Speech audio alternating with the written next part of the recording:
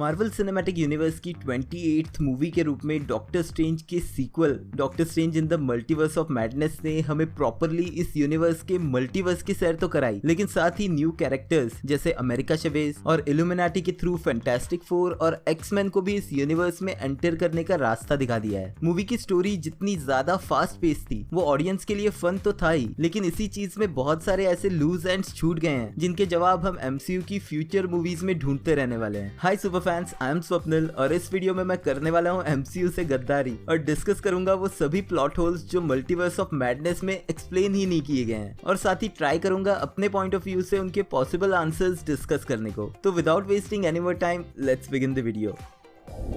Strange और Wong को Spiderman No Way home की इवेंट्स कैसे याद हैं?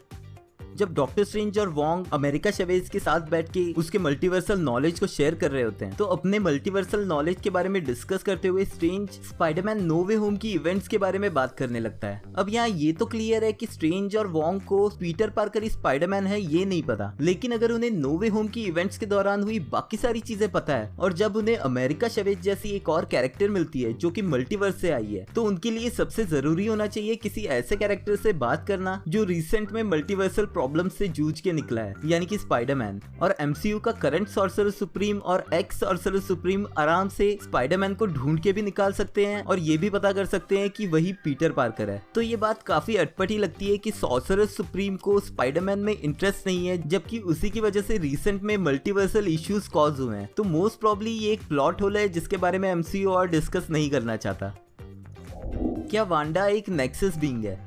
अब मार्वल कॉमिक्स से हमें नेक्सस बीइंग के बारे में इतना पता है कि वो ऐसे एंटिटीज हैं जो टाइम, स्पेस और रियलिटी को मैनिपुलेट कर सकते हैं, और एक nexus being at a movement हर एक यूनिवर्स में एग्जिस्ट कर सकता है, यानी कि उनकी रियलिटी को मैनिपुलेट करने वाली एबिलिटी के थ्रू वो कभी भी किसी भी यूनिवर्स में ट्रेवल कर सकते हैं। अब कॉमिक्स में तो वांडा एक नेक्सस बीइंग है, लेकिन MCU में उसके स्टेटस को क्लियर नहीं बताया जा रहा। अब Disney plus shows Wanda vision और लोकी दोनों में ही हमें नेक्सस बीइंग्स का रेफरेंस मिला है, स्पेशली वांडा विजन के एक कमर्शियल में जिसकी टैगलाइन है nexus because the world doesn't revolve around you, और डज इट, जो कि हमें एक हिंट दे रहा था कि शायद वांडा को MCU में भी एक नेक्सस बीइंग के रूप में दिखाया जाएगा। लेकिन मल्टीवर्स ऑफ मैडनेस की स्टोरी इसके बिल्कुल उल्टा उसे अमेरिका चेवेज के पीछे लेके गई, जिसके पास वो पावर्स हैं जिससे वो मल्टीवर्सल ट्रैवल कर सकती है, और इवन उसकी पावर्स पाने के लिए उसे ड्रीम वॉकिंग करनी पड़ी डार्क होल की मदद से। लेकिन इस लूप होल को बहुत ही आसानी से ये कह के टरकाया जा सकता है कि नेक्सस बीइंग वांडा विजन और लोकी सीरीज में सिर्फ एक ईस्टर एग ही था।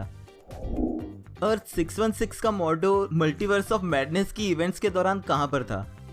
डॉक्टर स्ट्रेंज के एंड क्रेडिट में हमने मॉर्डो को देखा था बाकी सॉर्सरर्स के पीछे जाते हुए, जहां वो उनकी पावर्स छीनना चाहता था, और वही पहला सॉर्सरर था जिसने स्ट्रेंज को वार्न किया था उसके रूल्स को ब्रेक करने की हैबिट को लेके। और स्पाइडरमैन नो वे होम की इवेंट्स के बाद ये एक्सपेक्टेड था कि हम मॉर्डो को डॉक्टर स्ट्रेंज के पार्ट 2 में जरूर देखेंगे, लेकिन हमें यहाँ जो मॉर्डो दिखाया गया वो अर्थ 838 का था, और अर्थ 616 के मॉर्डो का कहीं अता पता ही नहीं बताया गया। तो मल्टीवर्स का इतना सारा मैडनेस होने के बाद भी क्या अर्थ 616 का मॉर्डो छुप के बैठा हुआ है? इस सवाल का जवाब हमें शायद जाके डॉक्टर स्ट्रेंज के थर्ड पार्ट में मिलेगा, या फिर हो सकता है कि इसे भी एक प्लॉट होल की तरह भुला दिया जाए। अमेरिका चेवेज डॉक्टर स्ट्रेंज से स्लिंग रिंग क्यों छीनती है? मल्टीवर्सल ट्रैवल करके आई अमेरिका चेवेज को डॉक्टर स्ट्रेंज और वोंग गैरगंटोस से बचाते हैं, जिसके बाद स्ट्रेंज अमेरिका चेवेज को उसकी ड्रीम्स से पहचान लेता है और जानना चाहता है कि वो कौन है, लेकिन उसे कुछ बताने से पहले ही अमेरिका चेवेज वहां से भाग जाती है और स्ट्रेंज रियलाइज करता है कि उसने उसकी स्लिंग रिंग चुरा ली है। हालांकि मूवी के एंड में हम अमेरिका चेवेज को कामरताज में रह के सॉर्सरी सीखते हुए देखते हैं, लेकिन ये एक्सप्लेन नहीं किया जाता कि स्लिंग रिंग आखिर वो चुराती क्यों है। मोस्ट प्रॉब्ली इसका आंसर हमें मूवी के रिलीज शेड्यूल से मिल सकता है। रिलीजिंग शेड्यूल के हिसाब से Spiderman No Way Home Doctor Strange in the Multiverse of Madness के बाद रिलीज होने वाली थी, और प्लॉट की स्टोरी के हिसाब से अमेरिका चेवेज ही वो पोर्टल्स ओपन करती जिसके थ्रू टोबी मैगवायर और एंड्रू गारफील्ड वाले स्पाइडरमैन हमारी यूनिवर्स में आते हैं। लेकिन मूवीज की रिलीज डेट स्विच हो जाने से कुछ रीशूट्स किए गए और प्लॉट डिटेल्स भी चेंज कर दी गई, और यही रीजन था कि स्पाइडरमैन नो वे होम में नेड को दिखाया गया पोर्टल्स ओपन करते हुए, जो कि बहुत सारे लोगों को काफी अटपटा लगा होगा। बट इसी प्लॉट होल की वजह से स्पाइडरमैन नो वे होम की इवेंट्स के बाद अब नेड को शायद हम फ्यूचर में स्पाइडरमैन के एक और विलन हॉबगॉब्लिन के रूप में देख पाएंगे। अर्थ 838 पे अल्ट्रॉन बॉट्स को किसने बनाया? अर्थ 838 पे हमें कुछ अल्ट्रॉन बॉट्स दिखे जिन्हें इल्यूमिनाटी गार्ड्स की तरह यूज कर रहे थे। ऑल्दो इन सभी अल्ट्रॉन बॉट्स को वांडा ने चुटकी में खत्म कर दिया और एक्सपेक्टेड था कि अल्ट्रॉन बॉट्स के क्रिएटर के रूप में या तो हमें टोनी स्टार्क या फिर खुद अल्ट्रॉन को दिखाया जाए। मार्वल सिनेमैटिक यूनिवर्स में टोनी स्टार्क और ब्रूस बैनर ने मिलकर अल्ट्रॉन को क्रिएट किया था, वहीं मार्वल कॉमिक्स में इन्हें हैंक पिम ने बनाया था। लेकिन इल्यूमिनाटी वाले यूनिवर्स में ये क्लियरली बताया ही नहीं गया कि यहाँ पर अल्ट्रॉन बॉट्स किसने बनाए हैं। और फिलहाल के लिए हमें यही मानना पड़ेगा कि बैक्स्टर बिल्डिंग में दिखे ये अल्ट्रॉन बॉट्स इस यूनिवर्स के सबसे इंटेलिजेंट इंसान रीड रिचर्ड्स ने ही क्रिएट किए हैं। मल्टीवर्स में कुछ लोग सिमिलर तो कुछ लोग डिफरेंट क्यों दिखते हैं? स्पाइडरमैन नो वे होम में हमें फर्स्ट टाइम मल्टीवर्स से आए हुए डिफरेंट स्पाइडरमैन के वेरिएंट्स को एमसीयू में दिखाया गया, जहां एमसीयू यूनिवर्स के पीटर पार्कर के बाकी दोनों वेरिएंट्स उससे बिल्कुल अलग दिखते हैं। ऐसी ही सिमिलर चीज हमें लोकी सीरीज में भी दिखाई गई थी, जहां लोकी के वेरिएंट्स कहीं कहीं उसके सिमिलर और कहीं उससे टोटली अलग और इवन एक एलिगेटर फॉर्म में भी दिखे थे। तो doctor Strange in the Multiverse of madness में वांडा के वेरिएंट और इवन उसके बच्चों बिली और टॉमी के वेरिएंट्स को भी सिमिलर ही क्यों दिखाया गया है? मोस्ट प्रॉब्ली इस सवाल का जवाब हमें नहीं मिलने वाला। सभी यूनिवर्सेस के विजन्स का क्या हुआ? डिज्नी प्लस का वांडा विजन शो इसी थॉट पे बिल्ड था कि वांडा विजन के बिना नहीं रह सकती। अब हेक्स में बना हुआ विजन वांडा के क्योस मैजिक से क्रिएट हुआ था, लेकिन इसी सीरीज के एंड में हमने स्वॉर्ड का बनाया हुआ व्हाइट विजन भी देखा, जो हेक्स वाले विजन की मेमोरीज लेके कहीं चला गया। तो एक्सपेक्टेड था कि मल्टीवर्स ऑफ मैडनेस में हमें किसी और यूनिवर्स का विजन नहीं तो एटलीस्ट एमसीयू यूनिवर्स के व्हाइट विजन को जरूर देखने मिलेगा, बट वो नहीं हुआ। ऊपर से पूरी मूवी में वांडा ने विजन का नाम सिर्फ एक बार लिया, वो भी डॉक्टर स्ट्रेंज के क्वेश्चन को आंसर करने के लिए। यानी कि जो plot story Wanda vision show की थी, जिस विजन के लिए वांडा ने एक पूरे टाउन को कैप्चर कर लिया था और खुद एक विलन बन गई थी, उस विजन को वांडा ने पूरे मल्टीवर्स में कहीं ढूंढने की कोशिश ही नहीं की। और पूरी मूवी में वांडा सिर्फ उन बच्चों को ढूंढने के पीछे पड़ी थी जिनको क्रिएट भी उसने मैजिक से किया था।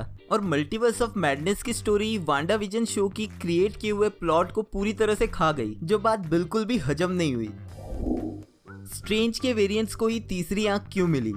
इनकर्जन हो रही अर्थ पे हमने एक इविल सिनिस्टर स्ट्रेंज को देखा, जो डार्कहुड बुक यूज करने की वजह से करप्ट हो गया था और उसकी एक तीसरी आंख थी। और मूवी में ना चाहते हुए भी एमसीयू यूनिवर्स के डॉक्टर स्ट्रेंज को भी डार्कहुड बुक यूज करनी पड़ी वांडा को रोकने के लिए, जिसके रिजल्ट हमें दिखे मूवी के लास्ट सीन में, जहां हमें दिखी स्ट्रेंज के सिर पे भी वैसी ही तीसरी आंख। लेकिन ये बिल्कुल भी एक्सप्लेन नहीं किया गया कि उस तीसरी आंख का रीजन क्या है, और ना ही ये बताया गया कि उसकी पावर्स अच्छी है या बुरी। मार्वल कॉमिक्स में ये तीसरी आंख लिंक करती थी आई ऑफ एगामोटो से, जो कि डॉक्टर स्ट्रेंज को गॉड लाइक पावर्स देती थी। लेकिन यहाँ पर इसे मोस्ट प्रोबेबली डार्कहोल्ड के डार्क मैजिक की पावर्स के रूप में दिखाया गया है, तो ऑफ कोर्स ये पावर्स डार्क ही होंगी। अब ये पावर्स अच्छी हो या बुरी, मूवी में ये क्लियर नहीं किया गया कि ये थर्ड आई सिर्फ स्ट्रेंज के वेरिएंट्स को ही क्यों अफेक्ट करती है। वांडा विजन के एंड क्रेडिट से लेके इस मूवी के पूरे प्लॉट में वांडा डार्कहोल्ड बुक को यूज करती रही, लेकिन उस पर इस तरह का कुछ भी इफेक्ट नहीं दिखाया गया। इवन इससे पिछली सॉर्सरर सुप्रीम यानी कि एंशिएंट वन डार्क डायमेंशन के डार्क मैजिक से ही पावर्स लेके इतने सालों तक जिंदा थी, पर उसके ऊपर कभी भी इस तरह का कुछ इफेक्ट नहीं दिखाया गया। तो डॉक्टर स्ट्रेंज में ऐसा क्या खास है कि उसी पे इस तरह की थर्ड आई का इफेक्ट दिख के आता है? मोस्ट प्रोबेबली ये प्लॉट पॉइंट डॉक्टर स्ट्रेंज के थर्ड पार्ट में ही जाके क्लियर होगा, जहां हम उसे देखेंगे क्लिया के साथ डार्क डायमेंशन की जर्नी करते हुए।